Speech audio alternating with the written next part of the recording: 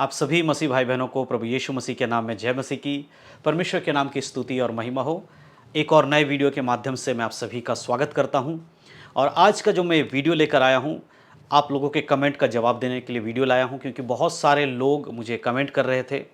कई बार मुझसे पूछ रहे थे कमेंट कर कर कि ब्रदर हमें प्रभु यीशु मसीह के पीछे चलने का अर्थ बताइए। क्योंकि बाइबल में मत्ती रचित सुसमाचार में जब हम 16 अध्याय को पढ़ते हैं तो वहाँ पर यीशु मसीह के पीछे चलने के विषय में कहा गया है कि किस प्रकार यीशु मसीह के पीछे चलना है। लेकिन जब हम उसको पढ़ते हैं तो हमें समझ में नहीं आता है कि उसका अर्थ क्या है, क्योंकि यूट्यूब पर बहुत सारे वीडियोज़ हैं, अलग अलग तरीके से बताते हैं। तो आप हमें बाइबल से क्लियर करिए कि जो वहाँ पर लिखा है उसका सही अर्थ क्या है। तो आज उसी सवाल को लेकर, उसी सवाल का जवाब मैं देने के लिए आपके सम्मुख में आया हूं। और इस वीडियो के माध्यम से मैं मत्ती रचित सुसमाचार का जो 16 अध्याय में यीशु मसीह के पीछे चलने का जो अर्थ जिसके विषय में बताया गया, उन्हीं वचनों को पढ़ के उसमें से एक वचन को हम पढ़ेंगे और उसको क्लियर करके मैं आपको बताऊंगा। अगर आप प्रभु यीशु मसीह के संग चलना चाहते हैं तो आपके जीवन में किन किन बातों का होना नहीं चाहिए, बिल्कुल भी नहीं होना चाहिए। कौन कौन सी ऐसी बातें हैं जो आपके जीवन में नहीं होनी चाहिए और कौन कौन सी ऐसी बातें हैं जो आपके जीवन में होनी चाहिए। तो इस वीडियो के माध्यम से मैं क्लियर चीज़ों को आपको बताने वाला हूं, इसलिए वीडियो को बड़े ध्यान से देखिएगा, समझने की कोशिश करिएगा। कोई भी वचन जो मैं यहाँ बता रहा हूँ उसको छोड़कर मत जाइएगा, पूरा वीडियो देखिएगा, तभी आप चीज़ों को अच्छे से समझ पाएंगे। तो जैसे कि मैंने बताया, आज हम बात करने वाले हैं यीशु मसीह के साथ चलने का जो अर्थ है। बाइबल में हम एक वचन पढ़ते हैं, मत्ती रचित सुसमाचार और उसका 16 अध्याय के 24 आयत। तो यहाँ पर इस प्रकार से लिखा है, तब यीशु ने अपने चेलों से कहा, यदि कोई मेरे पीछे आना चाहे तो अपने आप का इनकार करे और अपना क्रूस उठाए और मेरे पीछे हो ले। ये जो एक वचन है, इस वचन में बहुत सारे लोग जब इसको पढ़ते हैं तो समझ नहीं पाते हैं कि यहाँ पर यीशु मसीह क्या कह रहे हैं। यदि कोई मेरे पीछे आना चाहे तो अपने आप का इनकार करे। तो यीशु मसीह के साथ आना और अपने आप का इनकार करने का क्या अर्थ है, इस चीज़ को हमें बहुत गहराई से समझना होगा। मैं बाइबल से कुछ 4-5 वचन आपको दिखाकर बताऊंगा कि यहाँ पर आखिर लिखा क्या है, इसका अर्थ, सही अर्थ क्या है। सबसे पहली चीज़ तो अपने आप का इनकार करना क्या होता है। क्या मैं अपना नाम बदल दूँ, जो मेरा नाम है उस नाम के अलावा कुछ और उसमें ऐड कर दूं? आपका कोई नाम होगा, आप उसके आगे पीछे 2-4 और नाम लगा दें, किसी कोई मसीह लगा दे या कोई रेवरेंट लगा दे, कोई पास्टर लगा दे। कोई इस तरह से करने से क्या हम अपने आप को बदलने, जैसे कि अपने यहाँ पर लिखा, यदि कोई मेरे पीछे आना चाहे तो अपने आप का इनकार करे। तो जो हम पहले थे, हमारे नाम से जो हमें जाना जाता था, हमें नाम बदलने से क्या ये वचन पूरा हो जाता है? बिल्कुल नहीं। इसका नाम बदलने से कोई अर्थ नहीं है, नाम बदलने की कोई ज़रूरत नहीं इस वचन के अनुसार। इस वचन के अनुसार क्या है, जब हम बात करते हैं अपने आप का इनकार करना, तो सबसे पहले समझना होगा कि हमारे अंदर जो यीशु मसीह में आने से पहले हम जो थे वो क्या थी हमारे अंदर। अपने आप का इनकार करना, यीशु में आने के बाद अपने आप का इनकार कैसे होता है? अपनी मनमानी नहीं कर सकते। अब पहले हम अपनी मनमानी से बहुत कुछ करते थे ना। अपने आप का इनकार करने का पहला चीज़ आपको क्या है? मनमानी नहीं कर सकते। अपने मन से बहुत कुछ हम करते थे, अपने मन से कुछ भी हम बोल देते थे, अपने मन से किसी के साथ भी लड़ाई झगड़ा कर लेते थे, अपने मन से किसी की भी चुगली कर देते थे ना। अपने मन की जो सुनने वाली बात होती है ना, कि मेरा मन कर रहा है इसलिए मैं कर रहा हूँ, वो नहीं होनी चाहिए। आपकी मनमानी नहीं होनी चाहिए। दूसरी बात कि इसमें एक चीज़ और ऐड देखेंगे तो आप देखिए, उसमें लिखा है कि अपने आप का इनकार करना और अपना क्रूस उठाकर चलना। तो यहाँ पर अपना क्रूस उठाने का अर्थ क्या है? क्या यीशु मसीह की क्रूस को गले में लटका लेना चाहिए या लकड़ी का कोई क्रूस बना गले में लटका लेना चाहिए, ये वचन यहाँ कह रहा है? नहीं, बिल्कुल भी नहीं। यीशु मसीह के क्रूस का लटकाने के लिए नहीं कह रहा है, यहाँ कह रहा है अपना क्रूस उठाकर चलना। और हमारे लिए क्रूस क्या है? हमारे लिए क्रूस दर्द है, दुख है। जब हम यीशु मसीह से चलते हैं तो कितनी सारी परीक्षाओं का सामना करना पड़ता है, कितना हमें परीक्षाओं में होकर चलना पड़ता है। वो सारी चीज़ हमारे लिए क्रूस के समान है। उसको सहते हुए जाना है और अपनी बड़ाई और प्रशंसा नहीं करनी है।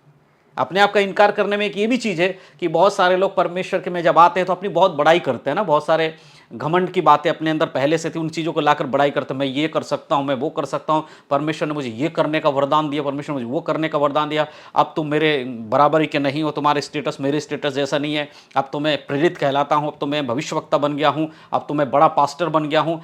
अपनी प्रशंसा करना ये नहीं होना चाहिए। अपने आप का इनकार करना, अपनी प्रशंसा नहीं होनी चाहिए। हमें सब कुछ परमेश्वर के लिए करना है। प्रशंसा किसकी करनी है? परमेश्वर की प्रशंसा करनी है। हमारे खुद की प्रशंसा नहीं आनी चाहिए इसके बीच में। और दूसरा एक और चीज़ इसमें ऐड करना है, वो मैं आपको बताना चाहता हूँ। जो अपने आपका इनकार करने में जो हमारा मन होता है ना, वो सबसे बड़ा भूमिका निभाता है। हमारे और आपके अंदर एक मन है ना, जो विचार करता है, हमारा मन, वो बहुत बड़ा एक भूमिका निभाता है। वो बहुत सारी चीज़ें, बुरा चीज़ें सोचता है, बुरी बुरी चीज़ें हमारे ख्यालों में आती हैं, है ना, बुरी बातें, बुरी चीज़ें, ये सारे चीज़ों से इनकार करना होगा। इसी को कहते हैं अपने आप का इनकार करो और मेरा क्रूस उठाओ। पहले तो खुद को बदलना पड़ेगा। अब वो बदलने के लिए कुछ वचनों को मैं आपके लिए पढ़ना चाहता हूँ। हम पढ़ेंगे मत्ती रचित सुसमाचार उसका 15 अध्याय और उसके 15 अध्याय के 19 आयत को मैं आपके लिए पढ़ना चाहता हूँ। देखिए यहाँ पर 15 के 19 में क्या लिखा है, ध्यान से सुनिएगा आप लोग। क्योंकि बुरे विचार, हत्या, परस्तिगमन, व्यभिचार, चोरी, झूठी गवाही और निंदा मन ही से निकलती है। कहाँ से निकलती है? मन के अंदर से।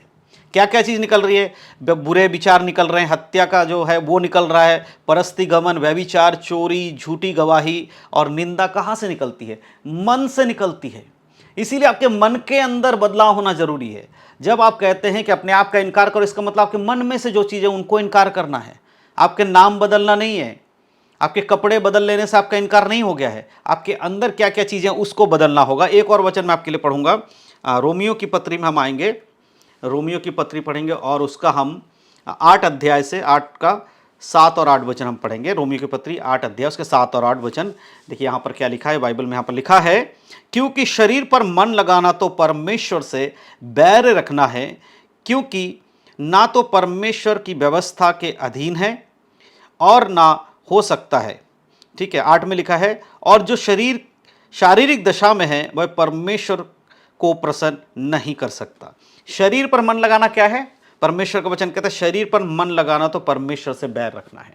हमारे शरीर की बातों पर जब हम मन लगा रहे हैं, हमें बहुत सारी चीज़ें अच्छी लगती हैं, है ना। कुछ लोगों को नशा करना बड़ा अच्छा लगता है। भाई शरीर की चीज़ें हैं, थोड़ा बहुत करने से क्या फ़र्क पड़ता है? चलो दारू नहीं पीते बियर पी लेंगे, है ना। बीड़ी नहीं पीते तंबाकू खा लेंगे। इस तरह के एक सोच, या और भी बहुत शरीर के बहुत सारी लालसाएं हैं, व्यभिचार जो आंखों से किया जाता है, ये सारी चीज़ें, इस शरीर के अभिलाषाओं पर चलना तो परमेश्वर से बैर रखना है। आप समझ में आ रहे हैं? अपने आप का इनकार करना क्या होता है? अपने आप का इनकार करना वो नहीं है जो मैंने पहले बोला, नाम बदल लेना, कपड़ा बदल लेना, नहीं। ये जो बातें अब मैं बता रहा हूं आपको वचनों के अंदर, इनको आपको करना है। क्या लिखा? शरीर पर मन लगाना तो परमेश्वर से बैर रखना है। और उसके आगे कहता है कि परंतु शारीरिक दशा में है वह परमेश्वर को प्रसन्न नहीं कर सकता। जो व्यक्ति शारीरिक दशा में है, क्या वो यीशु का क्रूस उठाकर, अपना क्रूस उठाकर चल सकता है? यीशु का क्रूस नहीं, अपना क्रूस उठाकर चल सकता है। अगर आज भी आप मसीह में होने के बाद भी शरीर की दशा में हैं, शरीर पर मन लगाते हैं, शारीरिक चीज़ों के अभिलाषाओं में चलते हैं, तो क्या आप अपना क्रूस उठाकर चल रहे यीशु के पीछे? आप समझ में आ रहा है यीशु मसीह के पीछे चलने का अर्थ क्या है? इस वचन को बहुत सारे लोगों ने पढ़ा, कई बार लोगों को समझ में नहीं आता है, या समझाने वाले लोग आपको क्लियर करके समझाते नहीं है, बस आपको मोटा मोटी चीज़ें बता देंगे, शरीर पर मत मन लगाओ, व्यभिचार में मत जाओ, या बुराई का मत करो, ये सब चीज़ें ऐसे थोड़ा बहुत बोल के आपको कंफ्यूज कर देते हैं, आपको क्लियर नहीं करते हैं। लेकिन वचन देखिए पूरा क्लियर कर रहे हैं कि शरीर पर मन लगाना क्या होता है। मैं एक वचन के बाद वचन देते जा रहा हूँ। अब हम एक और वचन पढ़ेंगे, हम पढ़ेंगे गलातियों की किताब उसका 5 अध्याय, गलातियों 5 का 17, और यहाँ पर हम देखेंगे क्या लिखा है। ध्यान से सुनिएगा, जो वचन मैं बोल रहा हूँ बहुत ज़रूरी है।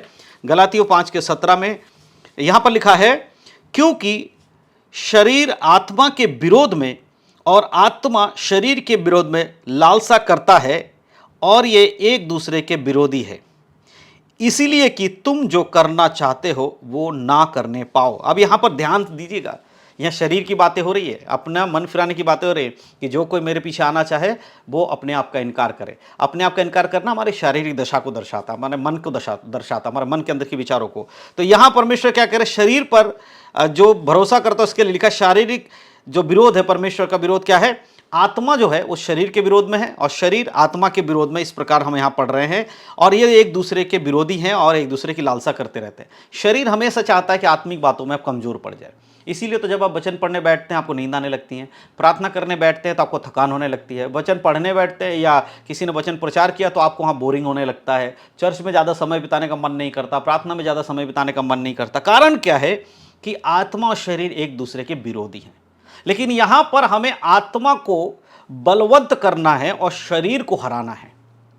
यही है अपने आप का इनकार करना, अपने आत्मा के द्वारा शरीर को हराना। यानी कि हम प्रभु के वचनों में जितना ज़्यादा बढ़ते जाएंगे, जितना हम परिपक्व होते जाएंगे, हम अपने शरीर पे कंट्रोल कर पाएंगे, काबू कर पाएंगे। उसके लिए आप उपवास प्रार्थना का सहारा ले सकते हो। उपवास प्रार्थना करके अपने आप को परमेश्वर के हाथों में समर्पण करके सामर्थ्य ले सकते, ताकि आप शरीर पर कंट्रोल कर सके। इस चीज़ को हमें यहाँ पर समझने में मिलता है। तो शरीर पर मन लगाना, परमेश्वर से बैर रखना है, और शरीर और आत्मा एक दूसरे के विरोधी हैं, और ये एक दूसरे को नीचा दिखाने या कमजोर करने के लिए लगे रहते हैं। शरीर हमेशा जीतता, आजकल अधिक आत्मिकता शरीर ही जीतता, आत्मा तो बहुत कम लोगों की है जो जीत पाती है। लेकिन हमें और आपको वचन के अनुसार अपने आत्मा को शरीर पर कंट्रोल देना है। हमारी आत्मा को शरीर पर कंट्रोल देना है, शरीर को आत्मा पर कंट्रोल करने नहीं देना है। परमेश्वर के वचन को ज़्यादा हमें तवज्जो देना है। और एक वचन मैं आपके लिए पढ़ना चाहता हूँ, इफिसियों की पत्री।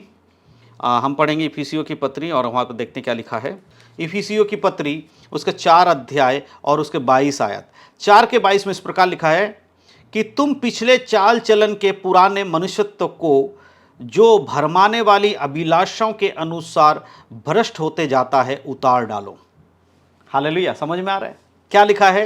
पिछले चाल चल, पिछले पुराने मनुष्यत्व यानी कि प्रभु यीशु मसीह में आने से पहले जो हमारे अंदर बुराइयां थी, हमारी जो मनुष्यत्व था, हम जो सोच विचार रखते थे, अब क्या करना है? जो कि भ्रष्ट होते जाता है, उन चीज़ों को अब उतार डालना है।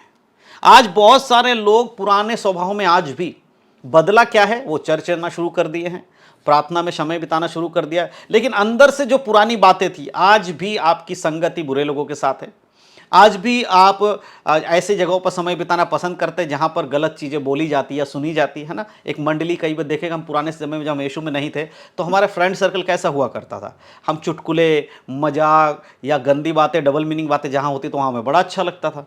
अगर आज भी प्रभु में होने के बाद भी ऐसी संगति में आप रहते हैं, मैं ये नहीं कह रहा हूँ अपने दोस्तों को आप छोड़ के भाग जाइए, उनसे बात मत करिए, बात करिए, उनको प्रभु के बारे में बताइए या अपने परिवार की बातचीत उनके साथ करिए, जो भी अपना नॉर्मल बातचीत है करिए। लेकिन जैसे ही कुछ ऐसी बातें जो वचन के विरोध में वहाँ होती हैं, आपको वहाँ नहीं रुकना है, उनकी संगति नहीं करनी है।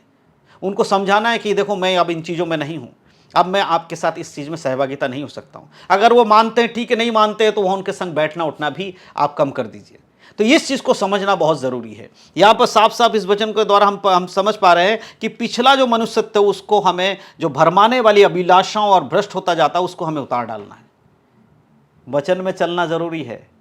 जितने भी ये 5 वचन 6 वचन मैं आपको बता रहे हैं, आपके आत्मिक जीवन के लिए बहुत ज़रूरी है। एक और वचन पढ़ेंगे कुलुसियों की पत्री, उसका हम 3 अध्याय के 5 आयत को पढ़ेंगे। कुलुसियों 3 का 5। देखिए यहाँ पर क्या लिखा है, ये बहुत ज़रूरी, इसको बड़े ध्यान से सुनिएगा।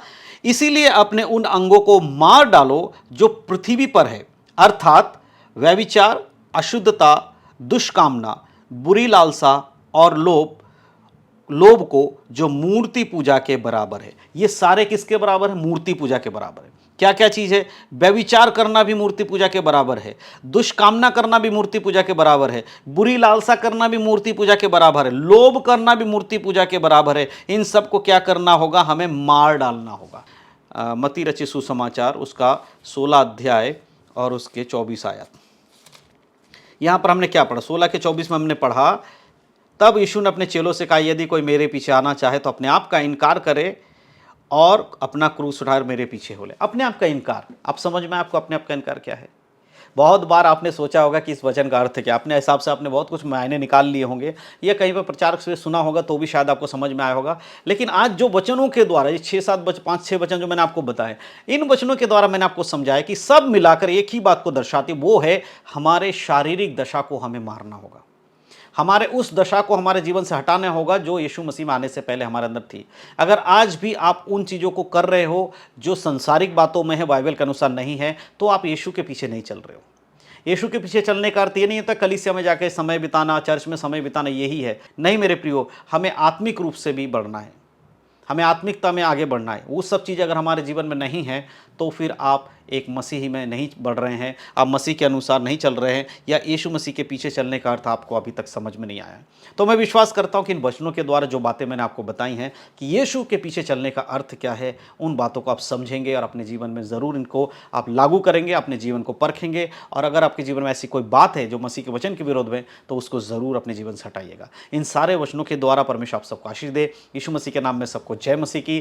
God bless you. आशीषित रहें, प्रभु में बढ़े, उद्धार में बने रहें यीशु के नाम में। वीडियो अगर अच्छा लगा हो तो वीडियो को शेयर करना बिल्कुल मत भूलिए अपने मसीह भाई बहनों में। और हमारे चैनल पर अगर आप पहली बार आए हैं तो चैनल को सब्सक्राइब ज़रूर करिए। इस तरह मसीह के वचनों के वीडियोस देखने के लिए और आत्मिकता में बढ़ने के लिए प्रभु आप सबको आशीष दे। यीशु मसीह के नाम में सबको जय मसीह की।